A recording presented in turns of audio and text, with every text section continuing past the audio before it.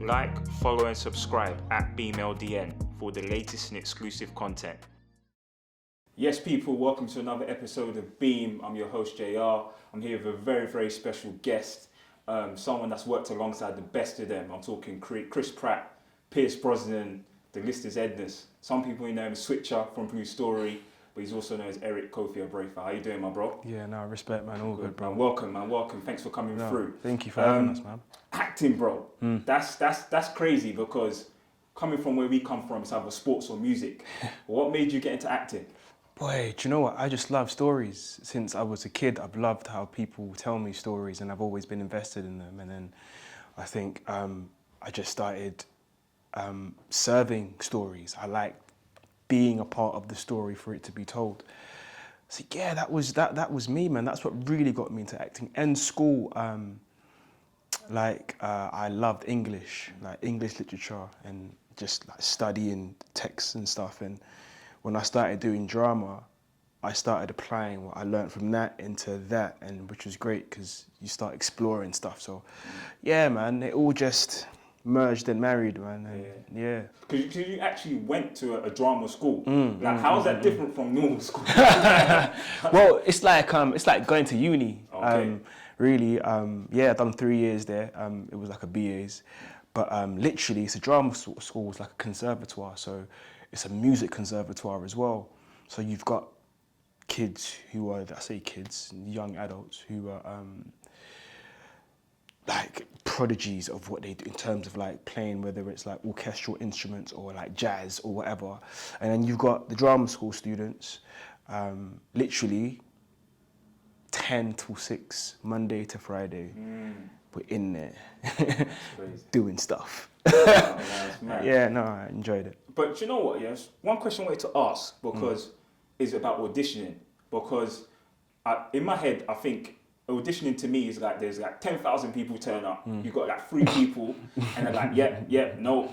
So how does it actually work, bro? When you're auditioning for the acting roles, how does it work? Yeah, it depends how you get to the room. So like, if you get an agent, if you have an agent, sorry,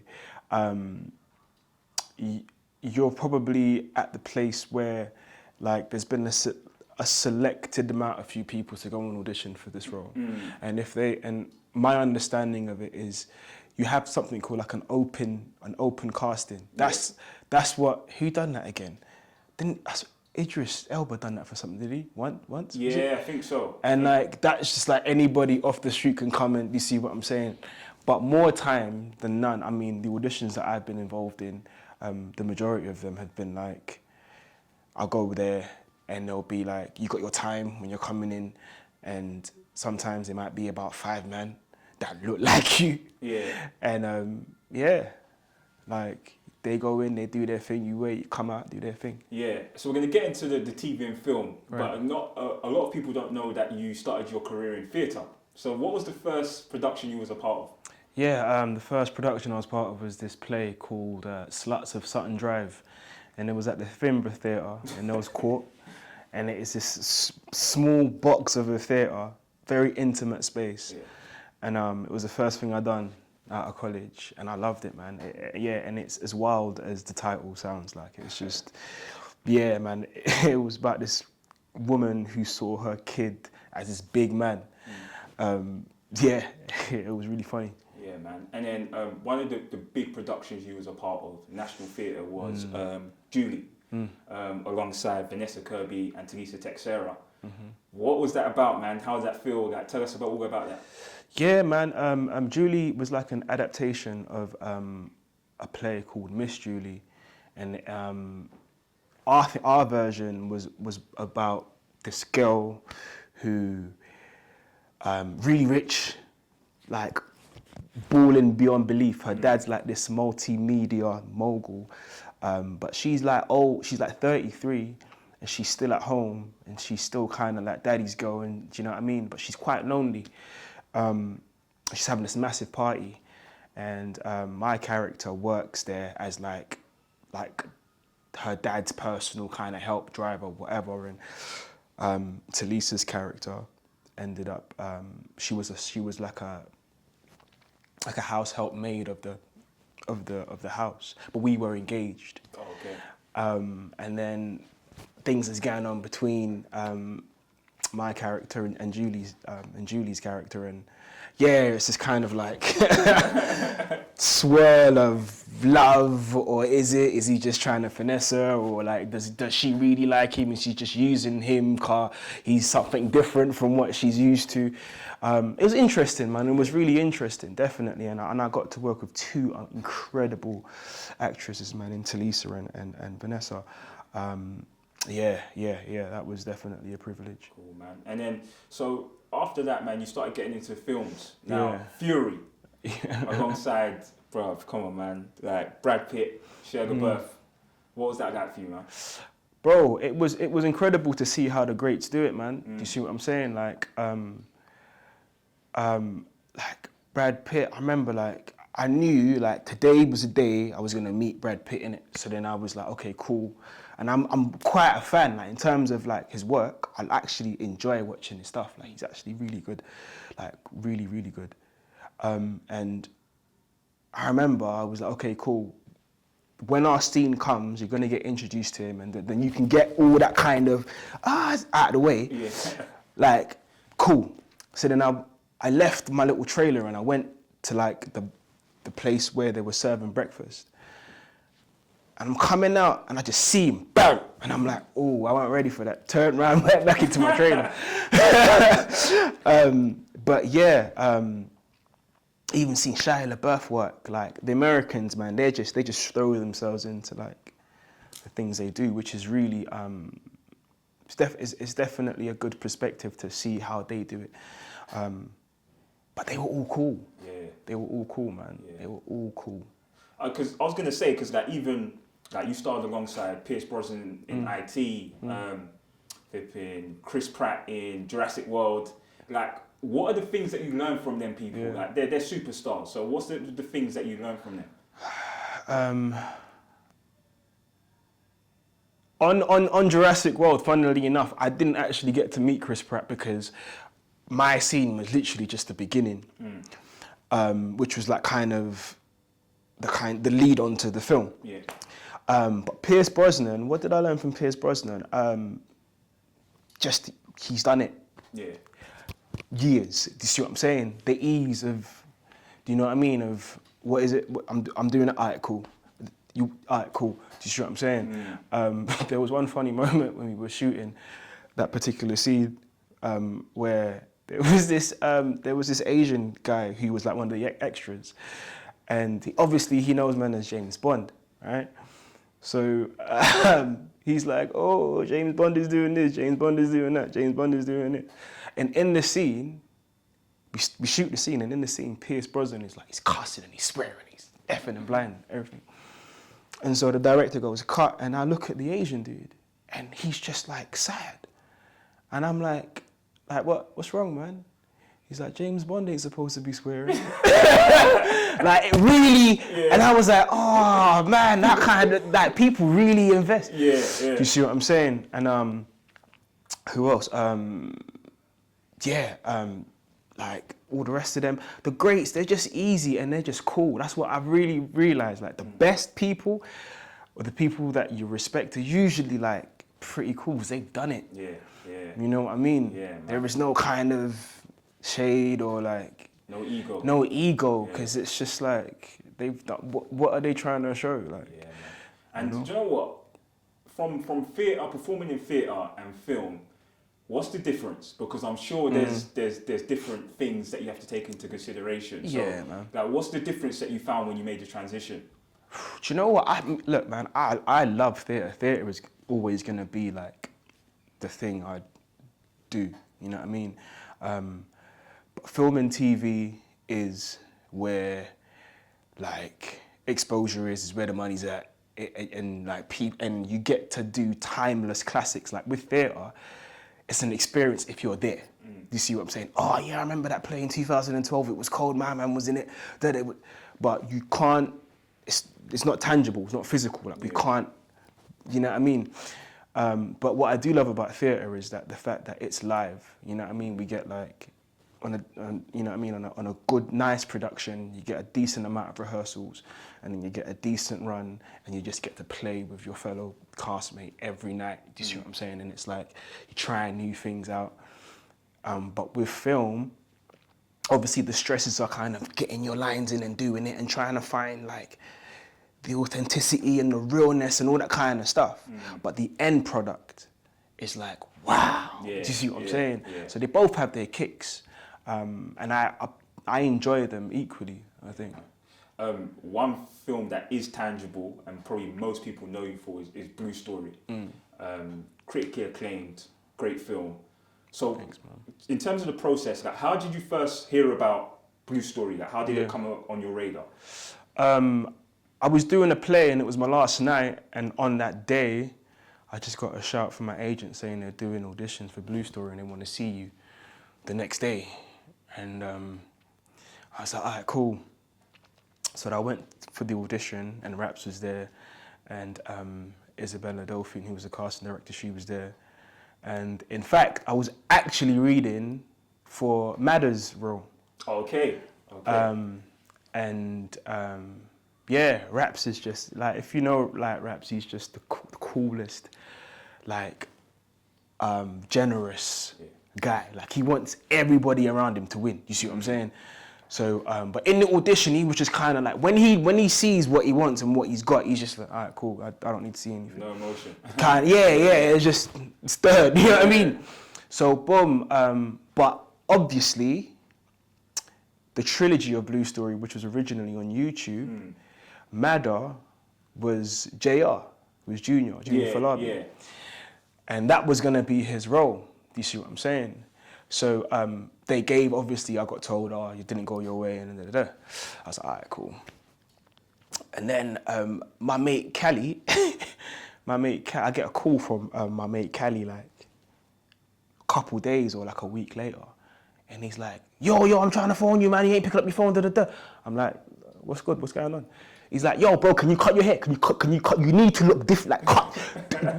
I'm like, bro, like, you see what I'm saying? He's like, yo, we can't find the person that's supposed to play, like, Madder's arch nemesis, Switcher, and, like, I'm saying you can do it, and these lot don't believe me, like, you know what I mean? Yeah.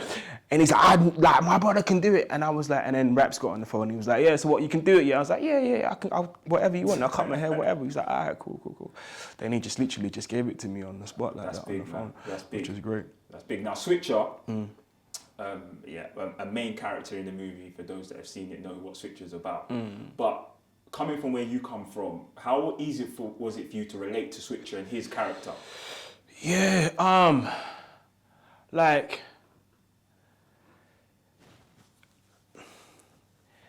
that's all, I always find that a hard question, because it's like,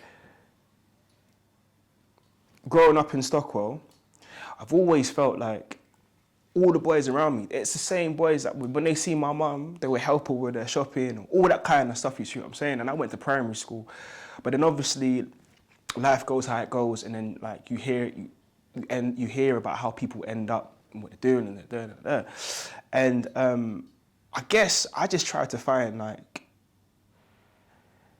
the kind of the wholeness of my man, you see what I'm saying? Like, he's just not out there, like, gang banging, shooting guns, back. You see what I'm saying? Like, it's got to be other sides to him when he's with his family, or when you know what I mean, when he's talking with his brother or whatever. Like, but I guess I just tried to make him as human as possible. Yeah, man. And you certainly did as well, bro. Like, you certainly did. Rapman, I know you touched on Rapman. Word on the street, he's very hands-on as a director. Yeah, man. Talk to us about that, working with him. No, I love Raps, man. Like, Raps, like, honestly, I'd work with him again in a heartbeat, man, because of his generosity. You see what I'm saying? Like, he wrote the script. You see what I'm saying? The whole script, he wrote that. You see what I'm saying? So, boom, when he's giving it to you now, and he's like, yeah, this is like basically an outline. You just do, like, if you don't want to do, and I'm like, yeah, I don't think I'll say that. I might say, it's like, whatever. You see what I'm saying? And then he'll watch it. And then, like, even there's certain times where, like, you feel as if you messed up, yeah? And I'll be like, yo, Raps, can we go again? He'd be like, don't need to, bro. I got it. If you want to, like, you just we're just wasting time. Yeah. You see what I'm saying? So and also, man, like, bruv, on the last night of, if it's your last night or if your last day shooting, he gave everyone a speech, like, individually, bro. Like, nobody does that, and it was genuine. You see what I'm saying? Yeah, man. I pray for his journey, man, and I just, you know what I mean. He's come from where we've come from, and I just hope the world gets to see his vision and his mind and what he wants to do. Yeah, man. He's doing big things, man. I think he's got he's got a movie in the works with Russell Crowe and a couple of other people. Yeah, so, yeah. But yeah. So the premiere, bro, looked big, blue carpet instead of a red carpet. What was that like for you, man? Because was that like your first proper? Yeah, that was my first, like, in terms of like a proper, Yeah. Like, and also, it was the whole day. Like, the whole day was cold. The whole day was cold. Like, I didn't even know, because Michael Ward, he was shooting something in America. And we all had the idea that he weren't going to be there. But they done some Mission Impossible thing to get him in there. So then we're all kind of in this hotel doing like press junkets, and I catch wind that he's in the building, and I'm like, yo, brother. Yeah, man, it was nice. No, it was a lovely day, man, and a lovely night, man. It was great. And you know what's crazy? Like, that must have been an incredible high for you. Film comes out, and then that incident in Birmingham happens where they pull it from. They start to pull it from the cinemas and things like that. Yeah. Like, what was the reaction like from you and your cast members? Like, what was the reaction when you guys heard about that? We were just like, do you see what I'm saying? I'm like, it was just the reaction was so, like, if you couldn't, like, it was so stereotypical of a reaction to do. Oh, he's pulling out the film cut. Like, it had nothing, absolutely nothing to do with the film. The film wasn't even screening. Nothing. You know what I mean? I don't know what it was about, but I definitely know it had nothing to do with the film. But I'll tell you what's funny though. When Blue Story was in the cinemas and you're watching the trailers, there was this film with like Hugh Grant. It was out. It was called The Gentleman. Yeah, I heard about that. And that trailer would come on before our film. So much violence. Weed everywhere. People killing blood everywhere. But that's cool. That's cool. It's Hugh Grant. You know what I mean? But our film is like, no, we have to pull it out. Too much violence, gangs, da. And it's just like, come on, man. Yeah. Do you know what I mean? I don't want to say the R word, but I definitely believe in unconscious biases that people don't want to address. And we all have it. Everybody has an unconscious bias, bro. Sure. You see what I'm saying? Like, because we fear things we don't know. You see what I'm saying? Yeah, man. Now, and you know what? Like, for people that have seen the film, the people that I've spoken to is, on the surface, you may think it's just, that gang's going at it, but there's a deeper meaning behind the film. You know what I'm saying? For those that haven't seen it, like, even for those that have seen it, like, what lessons do you want people to take from it? I just want people, because like when you watch it doesn't end well for anybody. Everyone loses. You see what I'm saying? So like, if that doesn't ring true to you and you're just kind of like, if you can't see that message, then I hope you enjoy the film anyway. You know what I mean? But I think it's one of those films where like it didn't glorify it. It showed it in its like rawness, but it didn't glorify it. Do you see what I'm saying? Like, so I just hope people take that away from it, really. You know. And then people from, I suppose, people that don't come from where we come from, and just, I suppose, all they see on the news is, there's another stabbing here, there's another killing here, like teenager here, teenager there. Like, how important do you think a film like Blue Story gives people just that insight of, Yeah. okay, what's actually going on these streets. Do you know what? I was thinking about that, and I was thinking like, how do we impact the youth that are involved? But really and truly, they're involved. So this film is just going to show them something that they already know. So I guess this, like, and this is me, like thinking about the film now. Like, this film was for people who were either ignorant to it, despise that genre of film, or just kind of like just have like a particular kind of skewed view about people from that demographic. You see what I'm saying? And they're just the waste and like, when you see it, you see the journey of the characters. Like, certain people ain't supposed to be doing what they're doing. You know what I mean? They had good prospects, you know, just influences, little things going wrong here and there, and they culminate, and next thing you know, you're here. You know what I mean? And it happened. I remember there was a boy that he didn't go to my secondary school, but I'd always see him on a bus. And year 7, like, he had the big blazer, the big backpack, like the glasses, the kind that, you see what I'm saying? And then, I mean, we were both in the same year, because I was in year 7. Come year 9 now, it's just trousers, puffer jacket, Air Maxes, like, he's not guy in school. He ain't guy in school. You see what I'm saying? And it's like, raw, what happened? I'd be really, and so, it doesn't need to be something crazy. It could just be little things here and there. Next thing you know, I like, whatever's going on, don't worry about it. Come in, let me do that. That's the way it goes, man. That's the way it goes, man. But bro, if like I said, congratulations, man. That was a big movie, big role. Bless you, man. If anyone that ain't seen it, go and see it, man. You get me? It's an amazing film. Moving forward, like, is there anyone, like Rapman, you mentioned you enjoy working with. Is there anyone, actors, actresses, directors that you want to work with in the future? So many. Yeah, man. Anybody and everybody that does great work. Like, story, for me personally, the story, man. If the story's incredible, then you've got me. You see what I'm saying? And obviously, I want to work with the best of the best. You know what I mean? Because there's a chemistry that got when you're like, oh no, you're levels. I have to be levels. We're all levels, and you know what I mean.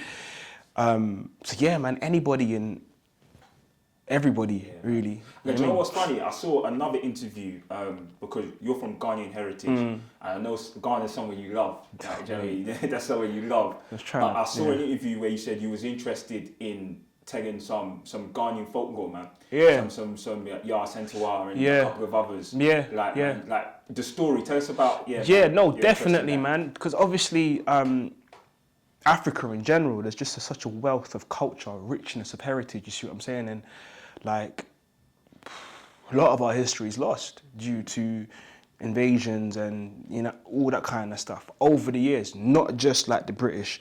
I'm talking about like back, like, you know what I mean? And so yeah, I'd love to tell these stories. Like, my cousin who come from Ghana, he stayed with us for a little bit. He'll be the one keeping me up at night, telling me these stories of like, yeah, Santua, Conco Noche, like all of them, you know what I mean? And I'm just hooked, and I'm like 9 or 8 or something. And it stayed with me forever, you see what I'm saying? So the world's got to know about those stories, because like, yeah, we got Game of Thrones, we got like, we know about the Romans, we know about, and there's like epic visuals. Like, how many World War II films? Yeah, for real. Like, how many times can we tell? And you can, don't get me wrong, because individually somebody's got a story that you can make it into a film. But so do people elsewhere, you know what I mean? And I guess having been part of telling everybody else's story, at some point, kind of want to tell mine. Yeah, man, nah, that would be dope. That would be dope, man. For anyone that's wanting to become an actor, or someone may look at you in Blue Story and say, you know what, man, that's big, I want to become an actor. What advice would you give them, especially like a teenager who's a bit confused about what they want to do? Like, what advice would you give them? Passion, man. Be passionate for it. be passionate for, and know why you want to do it.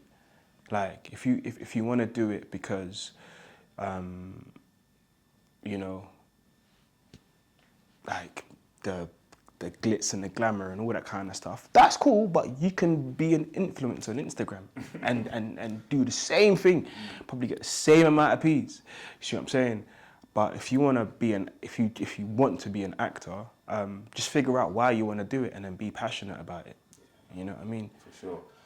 What's next for you, bro, man? What are you working on at the moment? What projects you got coming up? I've got I've got a couple things coming that I'm not sure if I can. Yeah, You know what I mean? Yeah. But yeah, man, just watch out and just hopefully, like, when I'm able to go, oh, boom, I'm doing this, then I'll let everyone know. Yeah, man. Bro, where can people find you? Where can people, like, on social media, man? Where can people reach out to you? Yeah, my Insta is EK Abrefa, same as my Twitter. I'm both of those, really. So yeah, man, hit me up. Well, bro, appreciate you coming through, man. No, love, man. Success for anything you're doing in the future. Appreciate All it, best, man. Appreciate it. Bless. Thank you.